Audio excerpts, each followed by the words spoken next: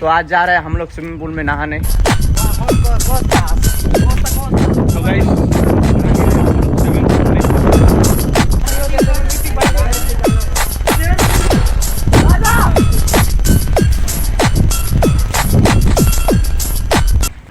तो गाइस देखो फाइनल हम चलो स्विमिंग पूल मजा लेने के लिए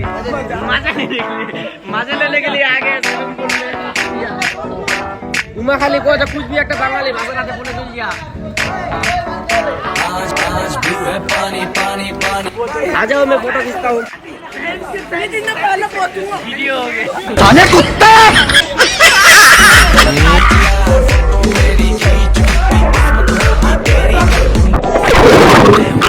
साइड पे पानी का शो आजा मेरी बाहों में girl what you wearing for तुझको मैं लेके चलूं फिर प्यारी सी यॉट पे हो जाएंगे हम कहीं। तो गाइस मोर मिनी ब्लॉग खान प्यार से लाइक করে দেন, ভালো লাগলে শেয়ার করে দেন।